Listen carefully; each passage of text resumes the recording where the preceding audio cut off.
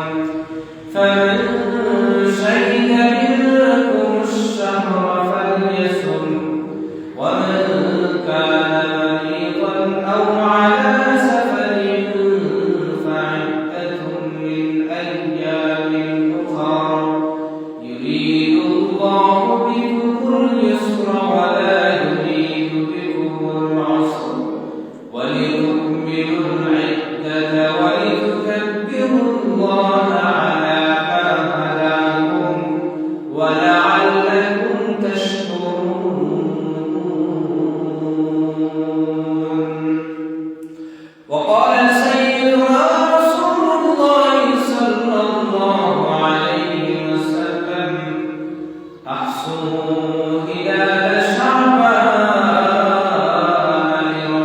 لرمضان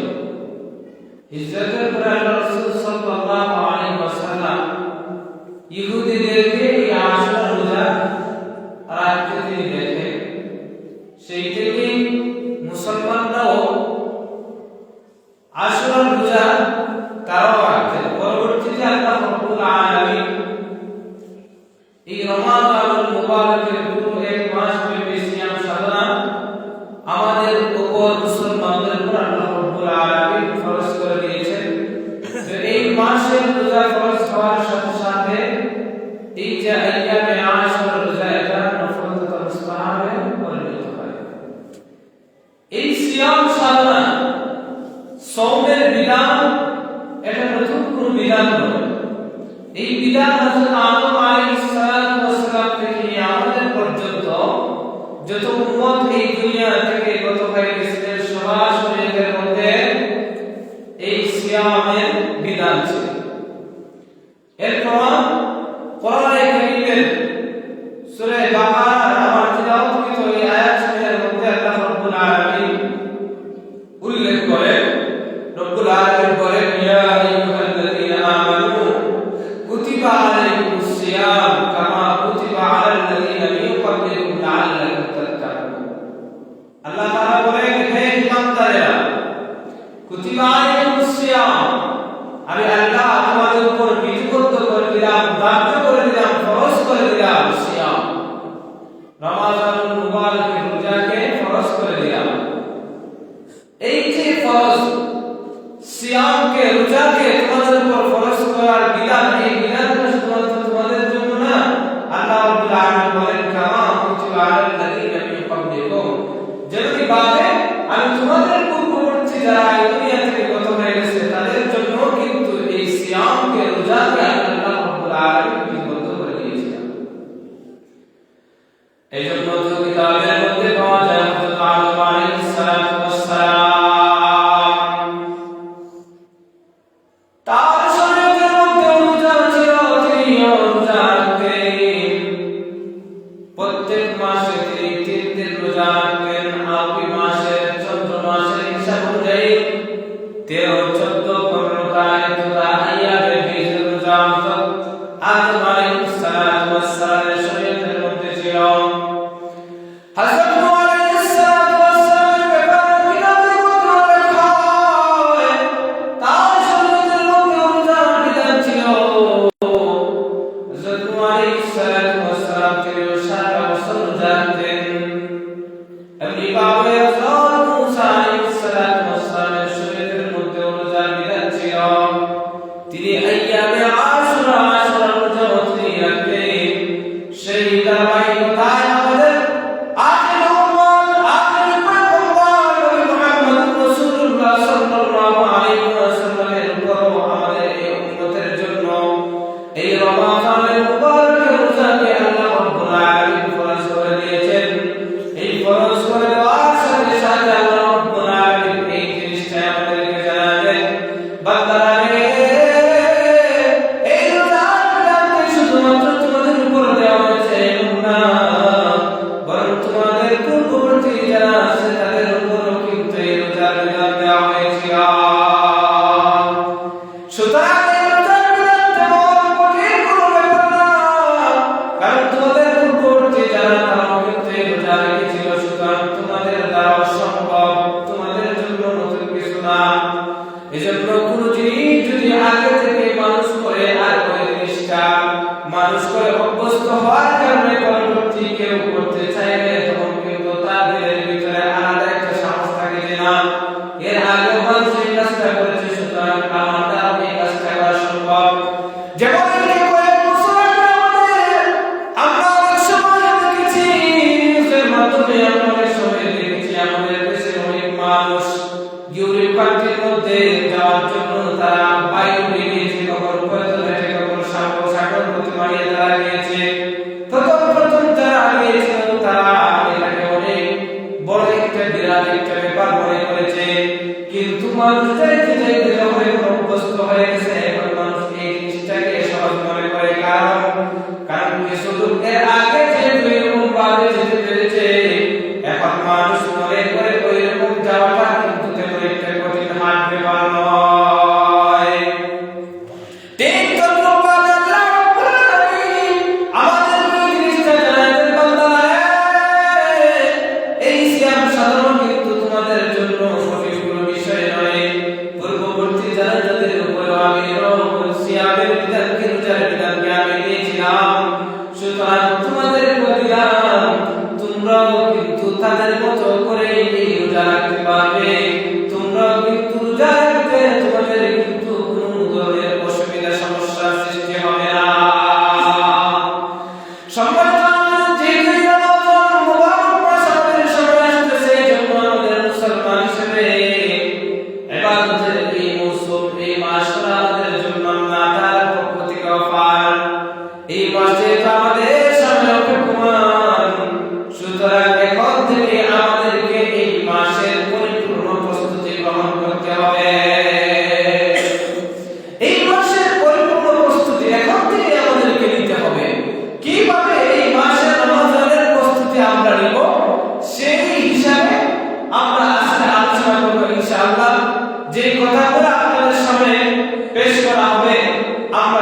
কথাগুলো মনোযোগ সহকারে শোনার চেষ্টা করব এবং এই অনুপাতে আমরা রমাদানের প্রস্তুতি অগ্রিম প্রস্তুতি আমরা নেওয়ার চেষ্টা করব।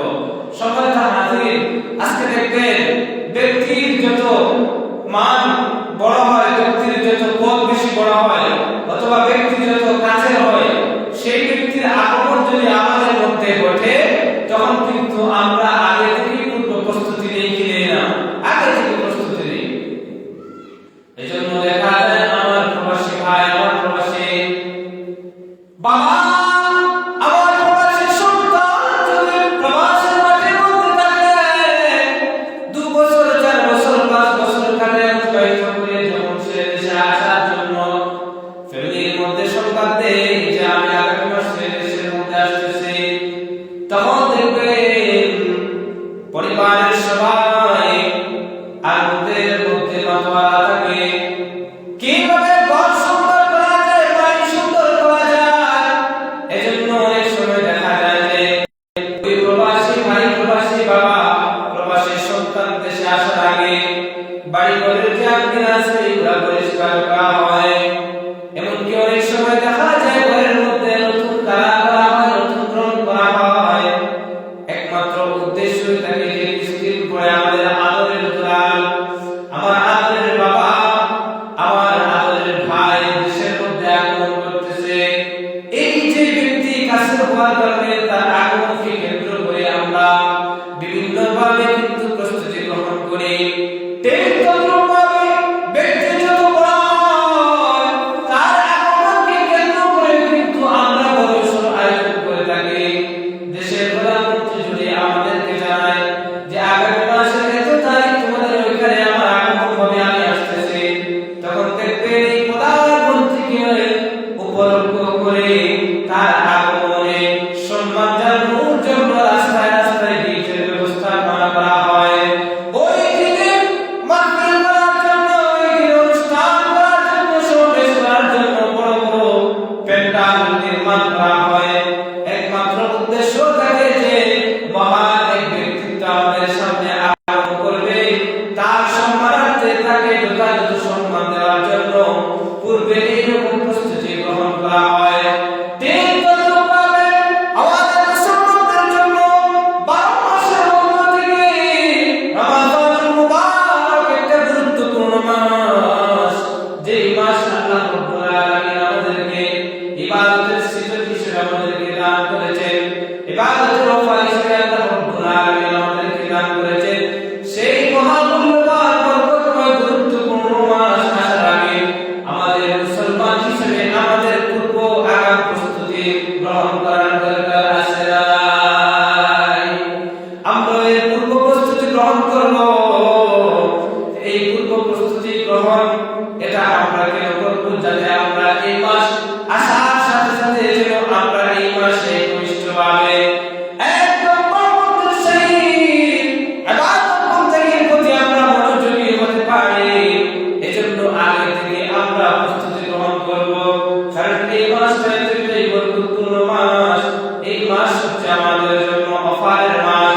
যেরকম ভাবে সিম অপারেটর যে আমরা সিম চালাই, গ্রামীণ বাঙালি মিয়াদের রবিজি গুলাই বলেন না কেন, এইগুলো কিন্তু বাৎসরিক একটা অফার আমাদেরকে দেয়।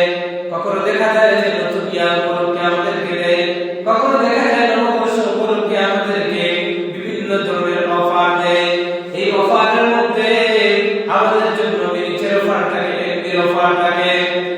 ঠিক তদ্রূপভাবে অন্যান্য যে কোম্পানি আছে, এই কোম্পানিগুলো কিন্তু তাদের প্রতিষ্ঠা বার্ষিকীতেও কিন্তু ডিসকাউন্ট দিয়ে থাকে। এরকম ভাবে আমি যে বিকাশ নগদ এইগুলার যে লেনদেন করে, এই বিকাশ নগদ এইগুলা কিন্তু আমাদেরকে ক্যাশব্যাকের অফার দিয়ে থাকে। ঠিক তদ্রূপভাবে আল্লাহ রাব্বুল আলামিন আমাদেরকে ইবাদতের অফার এই রমাদানুল মুবারকে দিয়ে থাকে। রাব্বুল আলামিন যেন আমাদেরকে ডাক দিয়ে বলতে থাকে, এই আমার বান্দা বান্দিরা, তোমরা 11 মাস স্বাভাবিকভাবে তোমরা ইবাদত করতেই করলা, স্বাভাবিকভাবে আল্লাহ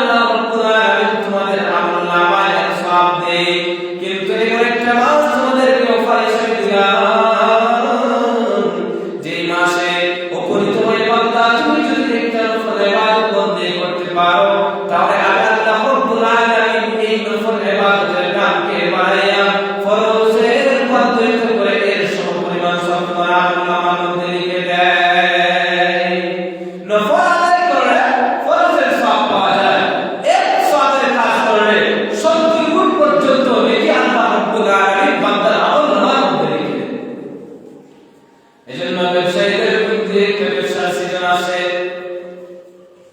এই যে কাপড় ব্যবসা, জুতা ব্যবসা, তাদের জুতার কাপড়ের ব্যবসার সিজন আমাদের দেশের নিয়ম অনুযায়ী রমাদানুল মুবারকে তারা কিন্তু ব্যবসা বেশি করে। সম্মানিত হাজিরিন, ঠিক তদ্রুপভাবে ইমানদারের কিন্তু আমাদের সিজন একটা আছে, ওই আমাদের সিজনের মাসই হলো রমাদানুল মুবারক মাস। সুতরাং এই মাসের জন্য আমাদেরকে আগে থেকে প্রস্তুতি গ্রহণ করা দরকার কি দরকার না? প্রস্তুতি আমাদেরকে আগে থেকে গ্রহণ করা দরকার। এজন্য ওলামায়ে কেরাম কিতাবাদির মধ্যে বিভিন্ন প্রস্তুতির কথা উল্লেখ করেছেন। এইগুলা থেকে কাটাকাটি করে আপনাদের সামনে আমি কয়েকটা প্রস্তুতির কথা তুলে ধরবো, যেগুলা মনোযোগ সহকারে আমরা শুনবো, পাশাপাশি এইগুলা আমরা নিজেদের মধ্যে বাস্তবায়ন করার চেষ্টা করব। ওলামায়ে কেরাম বলেন, প্রথম নাম্বার প্রস্তুতি হলো আমরা এখন থেকেই বেশি বেশি করে আল্লাহ তাআলার কাছে নিজেদের গুনাহের জন্য তওবা এবং ইস্তিগফার পাঠ করব। তওবা করব, গুনাহের জন্য তওবা করব, গুনাহের জন্য আল্লাহ তাআলার কাছে ক্ষমা চাইব। কারণ রমাদানুল মুবারক মাস এমন একটা মাস, যেই মাসের শুরু থেকে আল্লাহ রাব্বুল আলামিন বান্দাকে রহমত, বরকত, মাগফিরাত দিয়ে দিলেন। আল্লাহ রাব্বুল আলামিন বান্দাকে পূর্ণ করে দেন, বান্দাকে মাফ করে দেন। সম্মানিত হাজিরিন, এজন্য রমাদানুল মুবারকের শুরু থেকে আপনি আমি যদি রহমত পেতে চাই, তাহলে গুনাহ মুক্ত হয়ে আমাদেরকে ওই মাসে পদার্পণ করতে হবে। অন্যথায় যদি আপনার আমলনামার মধ্যে যদি গুনাহের কালিমা যদি লেপন থাকে, ওই মাসের পরিত্যাগ করে সাথে সাথে কিন্তু আপনি আমি রহমত পাবো না। কারণ এই যে গুনাহগুলো আছে, এই গুনাহগুলোকে মাফ করাইতে হবে, এরপরে রহমতের আশা করা যায়। এজন্য ওলামায়ে কেরাম বলেন, রমাদান আসার আগে আগে বেশি বেশি করে তওবা করা, নিজের গুনাহের জন্য অনুতপ্ত হয়ে লজ্জিত হয়ে আল্লাহ তাআলার কাছে মাফি চাওয়া। যদি আপনি আমি রমাদানুল মুবারক আসার আগে আগে আমাদের গুনাহ থেকে যদি আমরা ত্রুটি মুক্ত হতে পারি, তাহলে আশা করা যায় রমাদানুল মুবারক শুরু হবে আর আল্লাহ রাব্বুল আলামিন আমাদেরকে তার রহমতের বেষ্টনীতে আমাদেরকে জায়গা দিয়ে দিবেন। এজন্য হাদিসে পাকের মধ্যে আল্লাহ রাব্বুল বলেন যে মানুষের দিলের ভিতরে একটা গোশতের টুকরা আছে, মানুষের বুকের মধ্যে, শরীরের মধ্যে, আলা ইন্না ফিল জাসাদি মুযগাতুন, মানুষের মধ্যে অনেকটা গোশতের টুকরা আছে।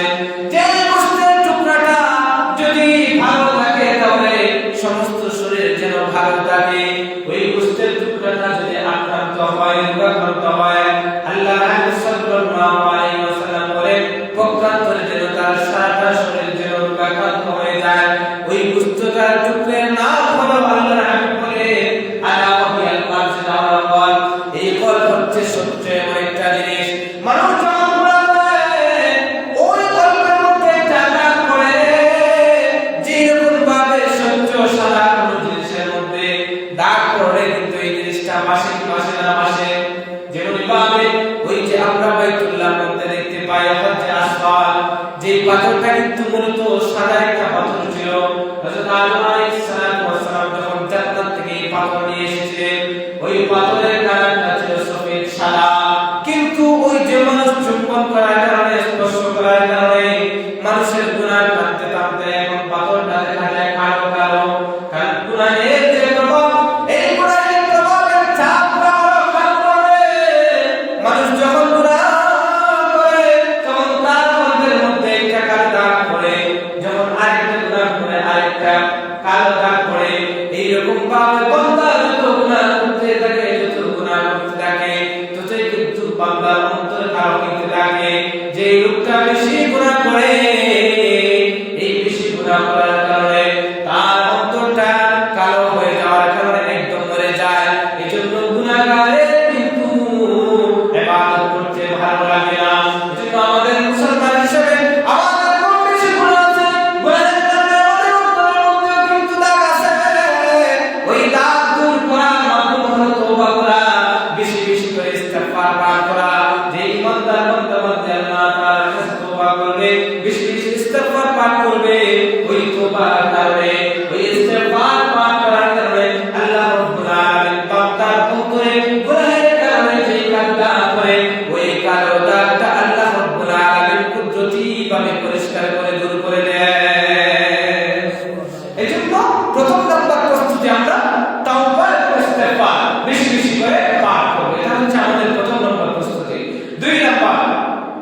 যেহেতু রমাদানুল মুবারক আমাদের সামনে আসতেছে, এই রমাদানুল মুবারকে আমরা সিয়াম সাধনা পালন করব, রোজা রাখবো।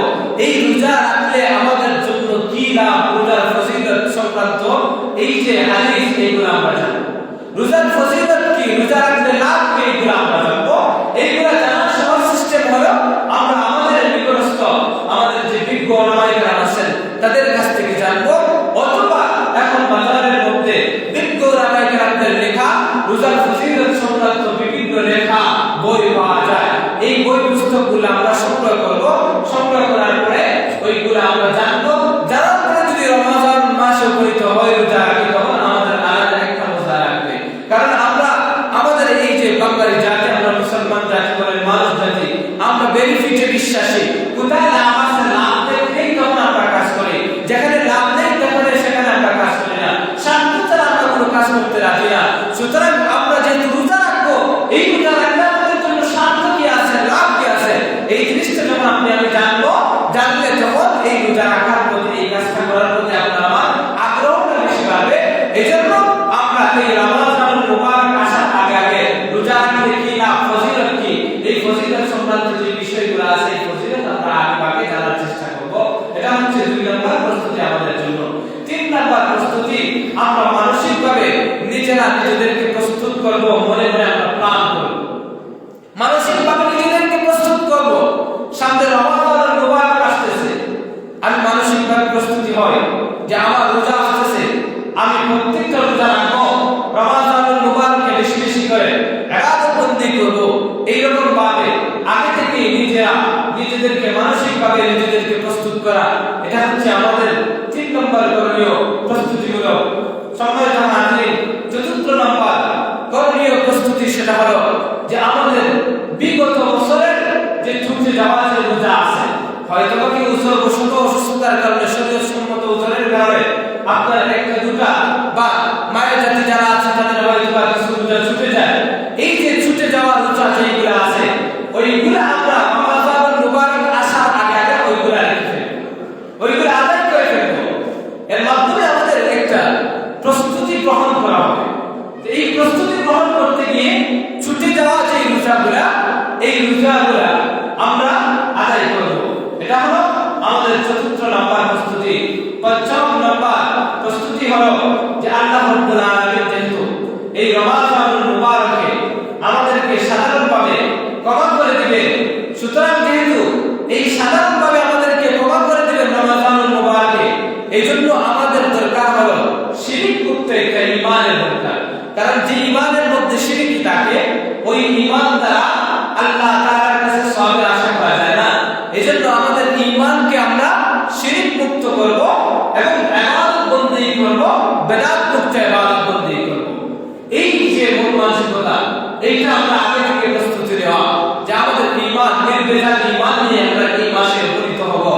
আমাদের আমল যেন বিদআত মুক্ত আমল হয়, এইরকম মন মানসিকতা নিয়ে আমরা এই মাসে পদার্পণ করব। এইরকম ভাবে আমরা আগে থেকে পূর্ব প্রস্তুতি নিব। 6 নম্বর যে প্রস্তুতি সেটা হলো যে কেমনে রোজা রাখলে আমাদের রোজা শুদ্ধ হবে। এই মাসআলাগুলো আমাদের আগে থেকে জানা, এইগুলো আগে থেকে জানা। কারণ অনেক সময় দেখা যায় আমরা রমজানুল মুবারক যখন শুরু হয়, রোজা রাখা শুরু করি, বিভিন্ন সময় এমন কিছু সমস্যার সম্মুখীন হয়, যে সমস্যার সম্মুখীন হওয়ার কারণে আমরা অনেক সময় নিজেদের অজানা থাকার কারণে বুঝতে পারি না যে আসলে আমার রোজা কি আসলে ভেঙে গেছে নাকি এখনো রোজা ঠিক আছে।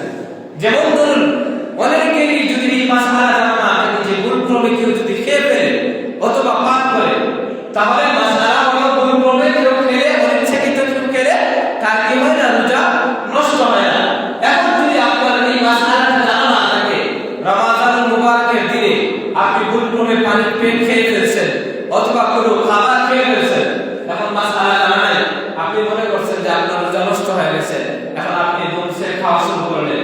এই যে খাওয়ার কারণে কিন্তু পরবর্তীতে খাওয়ার কারণে আপনার রোজাটা ভঙ্গ হয়ে গেছে। আগে কিন্তু ভুলক্রমে খাওয়ার কারণে রোজা তখন পর্যন্ত নষ্ট হয়ে যায়। এই যে মাসআলা আপনার আমার জানা না থাকার কারণে এইরকম বিভিন্ন সমস্যার আমরা সম্মুখীন হই। এজন্য এই সমস্ত পুস্তিকা যে রোজার মাসআলা মাসাইল সংক্রান্ত বিভিন্ন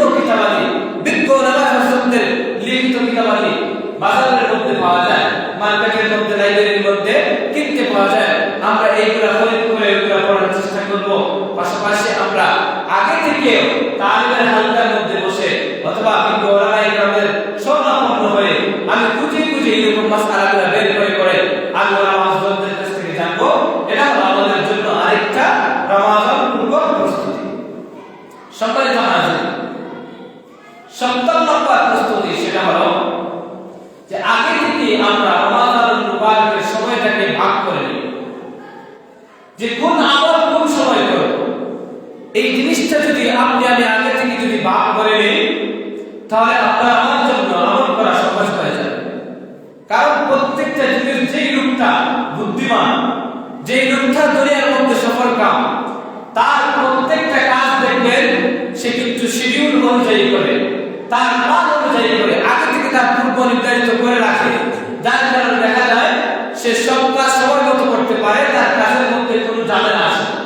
এজন্য আপনি আমি যদি রমাদানুল মুবারকের পরিপূর্ণ বারবার ফাজাইল এইগুলো যদি গ্রহণ করতে চাই, লাভ করতে চাই, তাহলে আমরা আগে থেকে একটা প্ল্যান করে নিব, সময়কে ভাগ করে নিব যে কোন সময়টাতে আমি কোরআন কারীমের তিলাওয়াত করব, কোন সময়টাতে আমি বেশি নফল ইবাদত বন্দি করব, কোন সময়টাতে আমার পারিবারিক কাজ করব, কোন সময়টাতে আমি আমার দোকানের কাজ করব, অফিসের কাজ করব। প্রত্যেকটা কাজ আপনি আগে থেকে আলাদা করে নেবেন, আপনি আগে থেকে ভাগ করে নেবেন। তখন আপনার জন্য লাভ হবে কি, রমাদানুল মুবারক আসবে, আপনি আপনার ওই শিডিউল অনুযায়ী কাজ করে, তখন দেখা যাবে আপনার দুনিয়াবি কাজ হইতেছে, আবার আপনার এই রমজান কেন্দ্রিক আপনার ইবাদত বন্দিগুলো ঠিকঠাক মতো হইতেছে। এজন্য এই কাজটা আপনি আমি আগে থেকেই করব ইনশাআল্লাহ। 8 নম্বর প্রস্তুতি সেটা হলো আমাদের এমনও আছে জীবন থেকে অনেক রমাদানুল মুবারক অতিবাহিত হইতেছে, বিশেষ করে আমার কাছ থেকে গত হয়ে যাওয়া যে রমাদানুল মুবারক, এই রমাদানুল মুবারক নিয়ে আমি একটু চিন্তা করব যে এই গত রমজানে আমার থেকে কোন কোন আমলটা ছুটে গেছে, আমি কোন কোন নফল ইবাদত বন্দেগী আমি কয় রাকাত আদায় করতে পারছি, এই জিনিসটা চিন্তা করব। সুন্নাত যে নামাজগুলো এইগুলোকে ঠিকমতো আদায় করতে পারছি কিনা, এই যে ছুটে যাওয়া ইবাদত বন্দেগী ওইগুলো আমি নিশ্চিত করব, ওইগুলো মনের মধ্যে আনবো যে এই যে সামনে রমজান আসতেছে, এই রমজানে যেন অন্তত এই ইবাদতগুলো যেন আমার মাধ্যমে যেন না ছুটে যায়। এই জন্য এইগুলা হিসাব করা যে সুন্নত নামাজ, সুন্নতে মুআক্কাদা হোক, সুন্নতে গায়র মুআক্কাদা হোক, যেন কোনোদিনও যেন অন্তত রমজানে কোনোদিনও যেন আমার কাছ থেকে যেন ছুটে না যায়।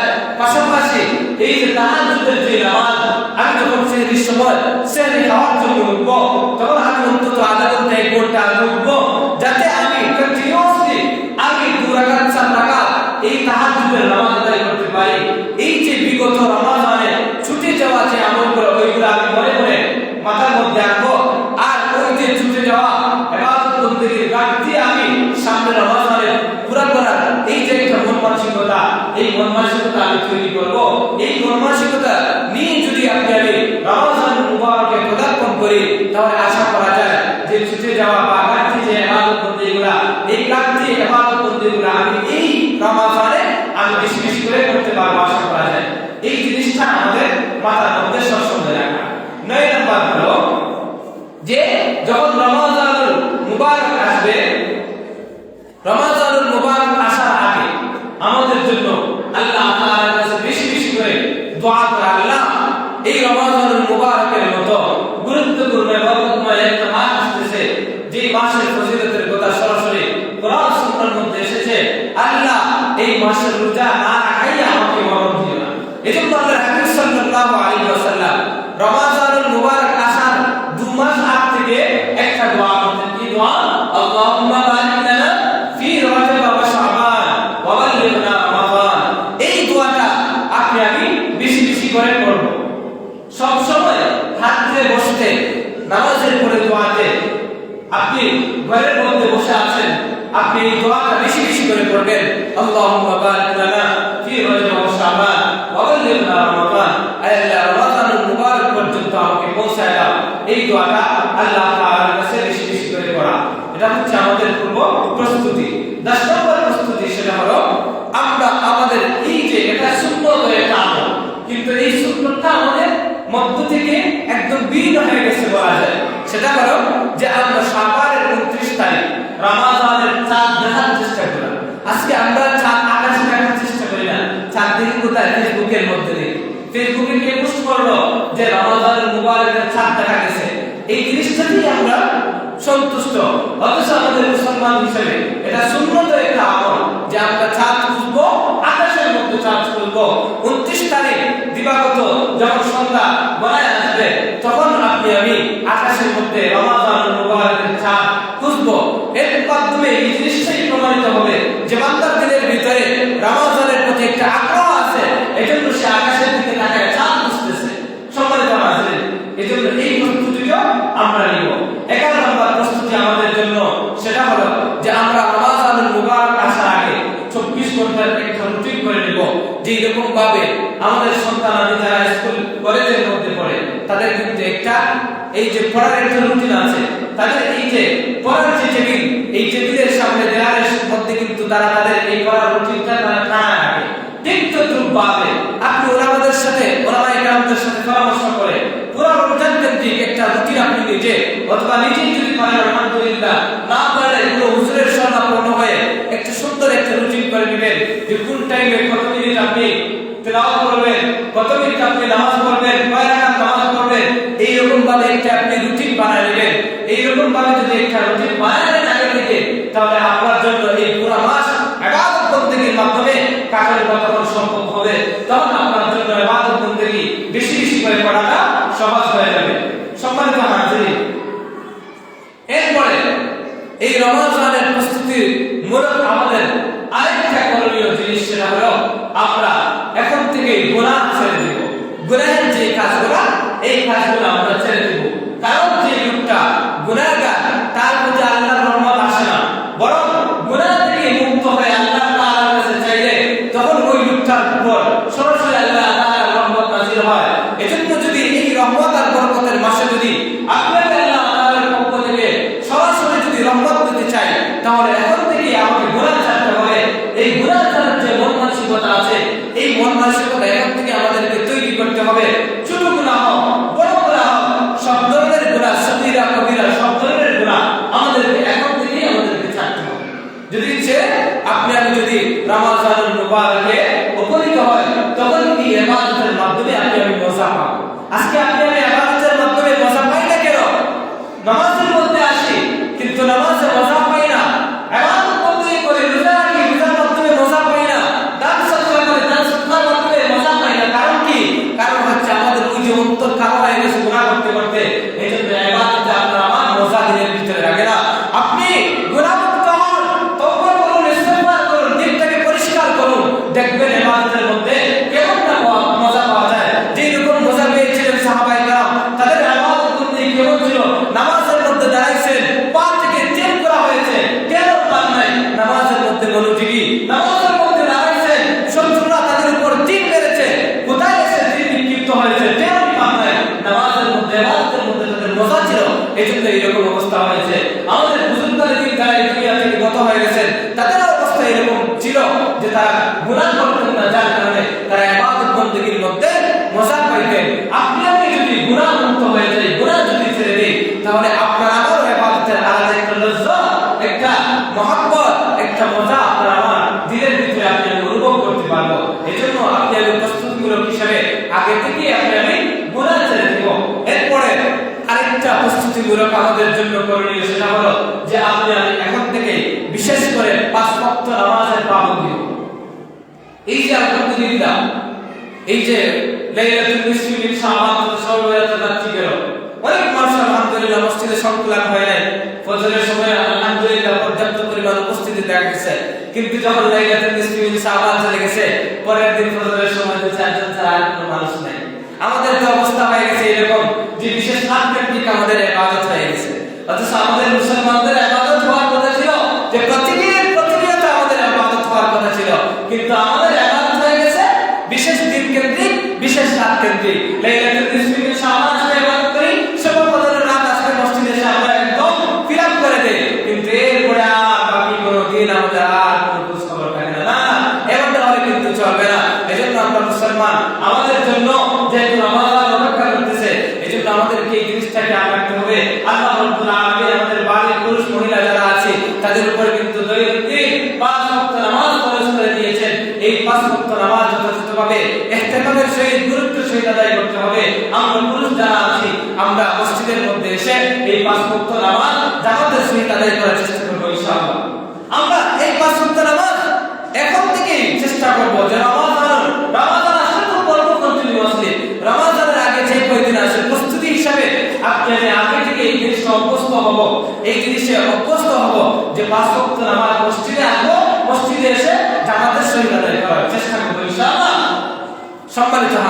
এইগুলো হলো আমাদের মুসলমান হিসেবে প্রস্তুতি। কিন্তু আমাদের প্রস্তুতি কি?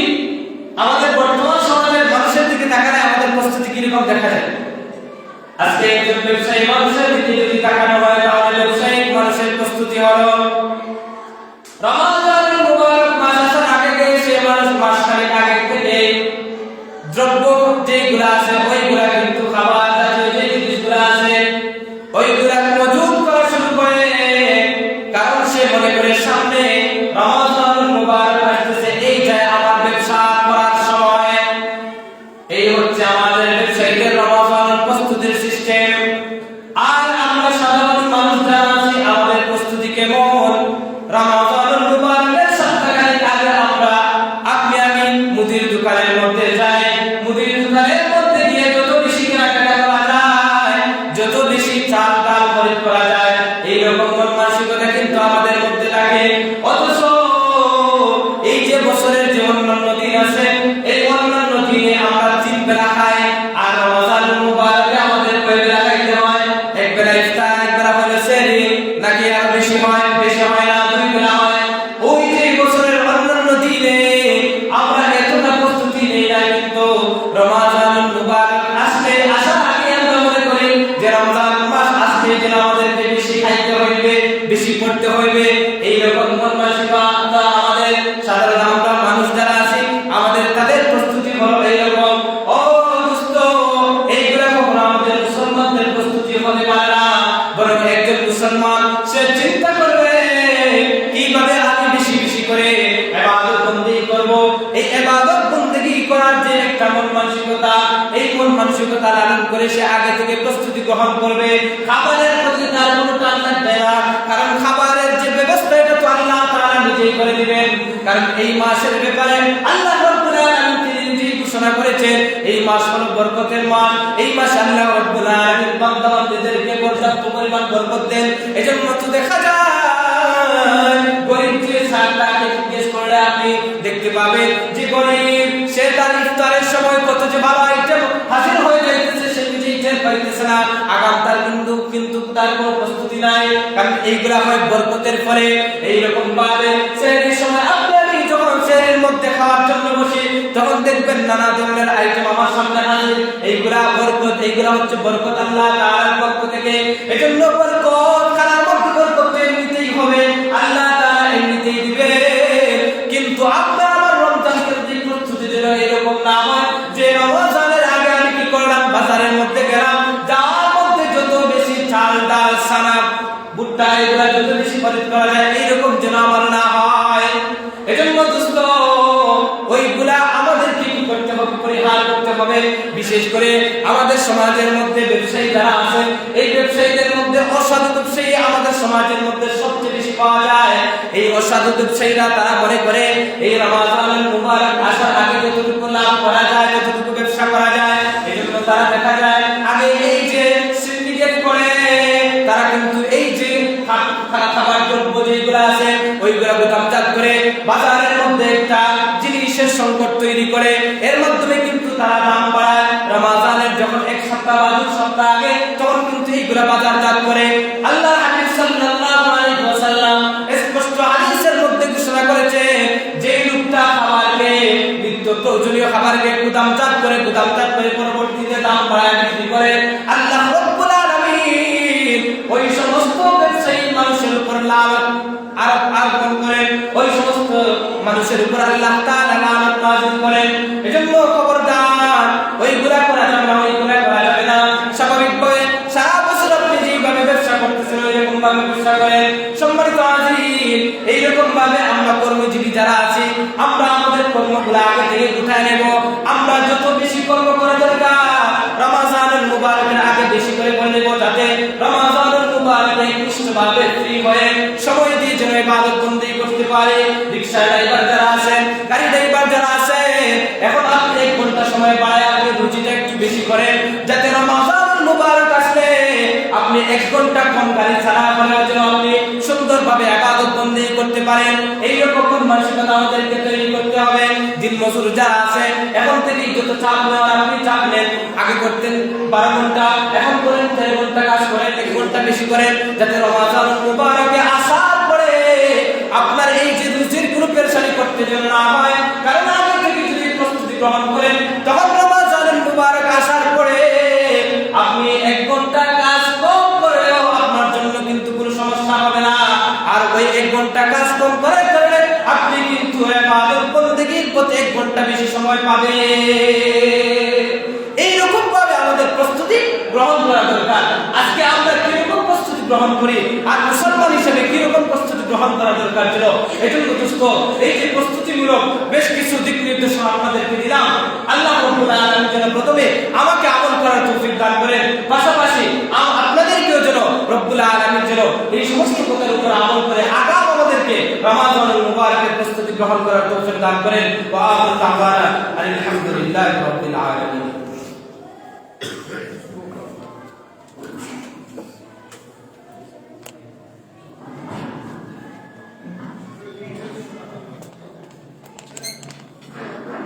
আসসালামু আলাইকুম ওয়া রাহমাতুল্লাহি ওয়া বারাকাতুহু। আমি দায়িত্ব নেওয়ার পর থেকে ছোটখাটো যে কোনো বিষয়ে আমি চাইছি সবার সাথে শেয়ার করে আমি যে কোনো আমরা সিদ্ধান্ত নিই। তখন আজকে এখানে করার অর্থ হইল যে প্রতি বছর তো আমরা ওই যে তেরাবি হাদিসের বদলে একটা হাদিয়া দিই। তখন আগর যে হাদিয়া যেটা দিই 200, 500 টাকা, 1000 টাকা খুব কম, আর 500 টাকা মোটামুটি 1000 থেকে একটু বেশি, 200 টাকা আছে। এভাবে যদি আপনারা টাকা তুলে তাহলে শেষ পর্যন্ত হাদিসের বদলে সম্মানটা আমরা বাঁচবো কিনা, এটা যদি আমরা বাইরে ভাবে যদি সরকার করেন, যদি বাড়া মনে করেন কেউ বাড়াইতে চাইরা যদি একটু বাড়াইতে পারবো, যদি সবাই না বাড়াইতে নাই যেটা আছে ওটার উপরে ঠিক থাকতো অসুবিধা নাই। আপনারা যারা কইবা ওরা করা হইব, আপনারা দয়া করে মাথা চাপা হয়তো গত বছর প্রবাস থেকে